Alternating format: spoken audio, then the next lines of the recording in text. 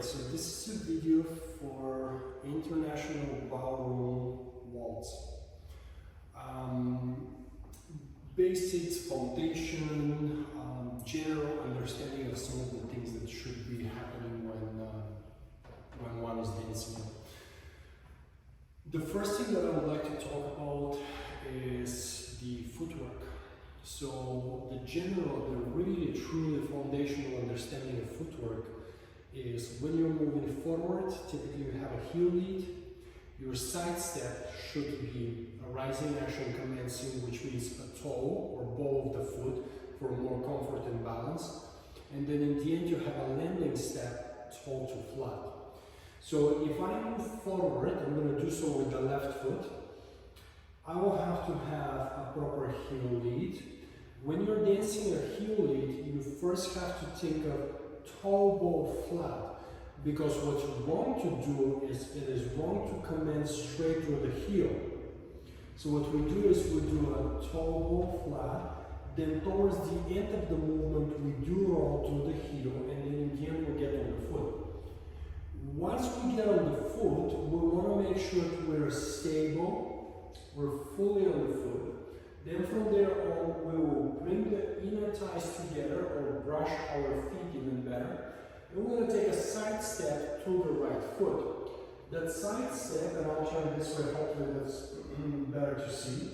The side step is a swing step. In a swing step, we try to move the leg, the step more, so space-wise it's greater.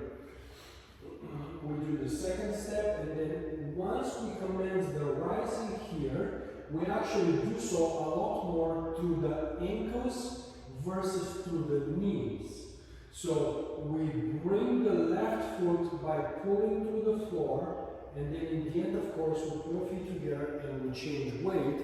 If we're dancing a step where the feet must come together instead of a progressive step. Dancing from a different angle, and this time I'm going to start with the right foot, and I'll actually go backwards. It works the very same way.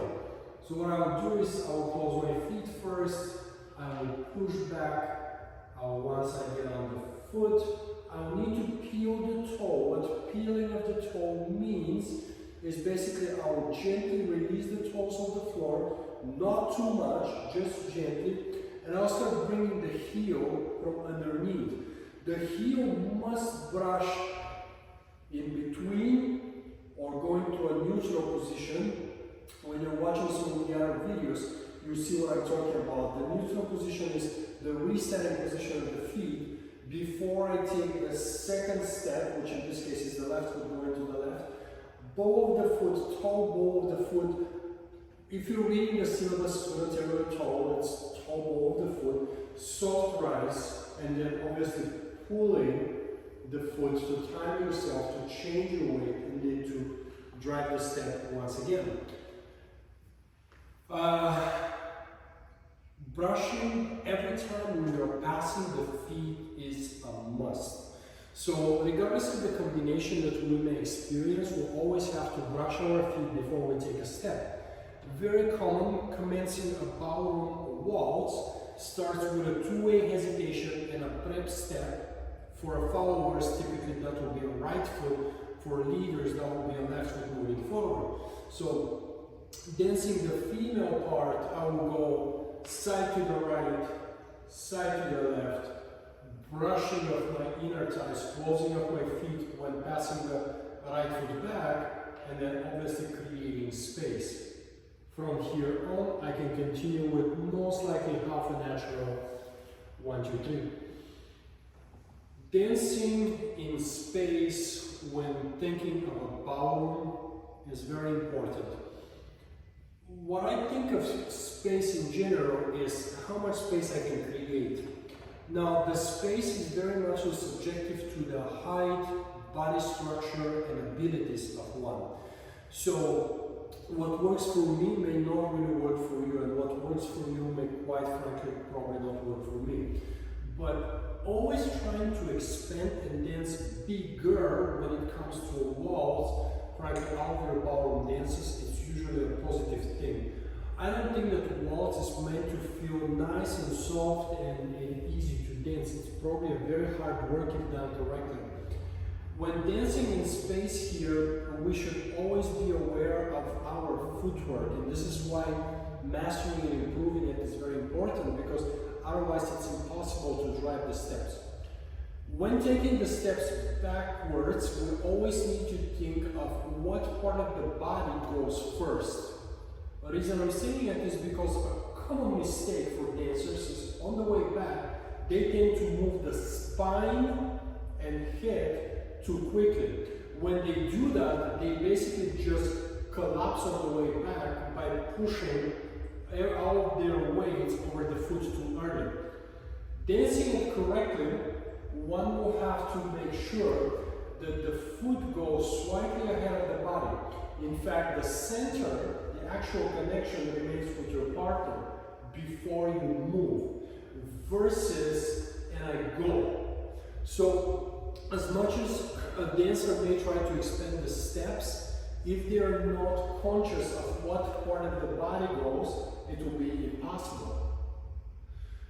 Moving forward works the absolute same way. What commences the movement is the center, but what moves first is the lower part of the body. So commencement, center. As you can see hopefully on the video, I'm commencing the forward movement, right? So there's an actual compression towards the direction of movement. Frankly, if I wanted to go to my left or to my right, I will commence that. So there's a commencement towards the specific direction, or on the way back, I commence before I move the foot.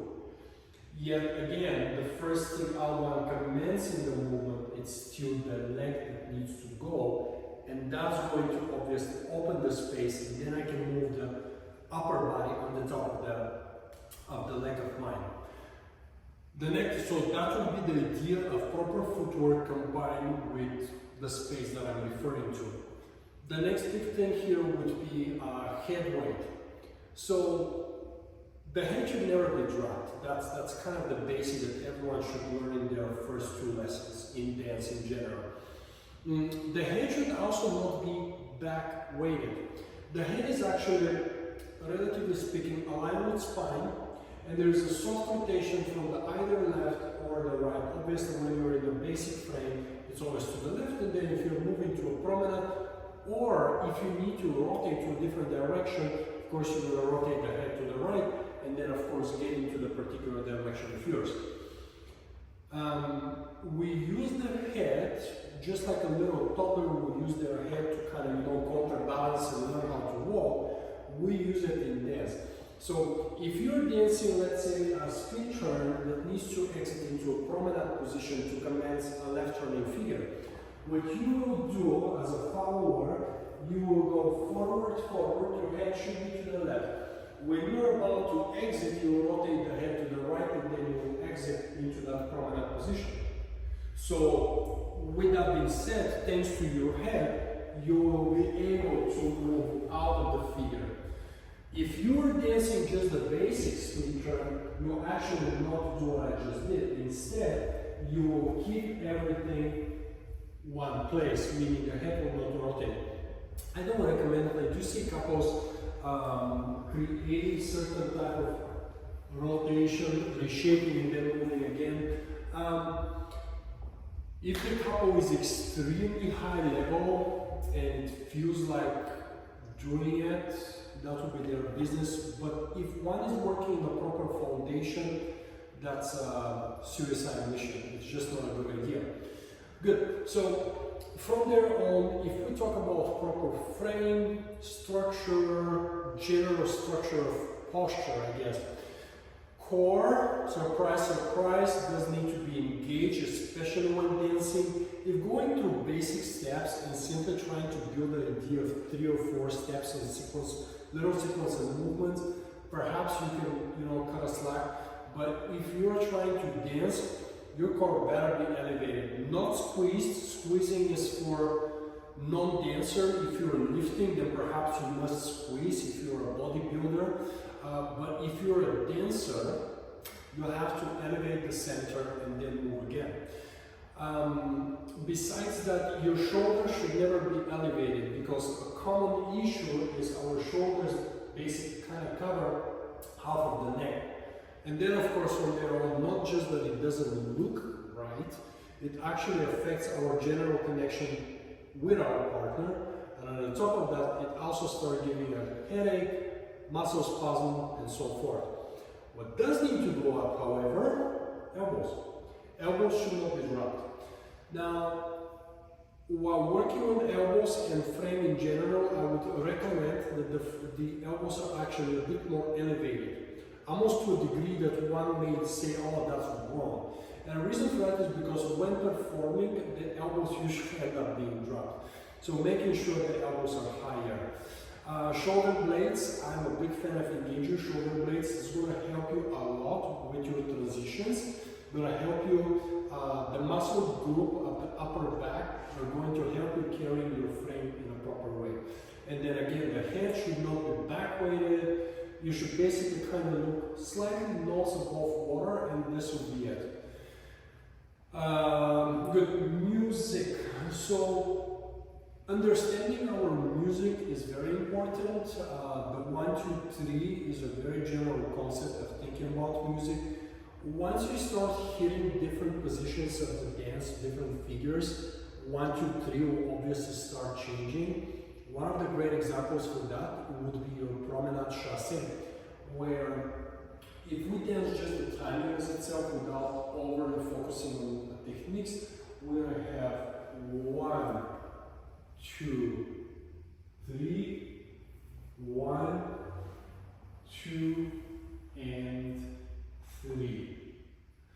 Obviously, syncopation is involved here. Also, a good understanding of 2 to 3 will help significantly with when do we change the head. Because based on when we change the head, we're going to have different body weight distribution as well as a different commencement for the figures. When you're dancing the proper swing, second to third step, prior to obviously crossing from behind, the head needs to rotate towards the end, and then you have to dance the first step. When you're dancing the promenade chassé, your head should start looking to the right because you're in the promenade position. You're dancing the promenade, and the head needs to start rotating or closing, so to speak, between count number 2 and the end before you land.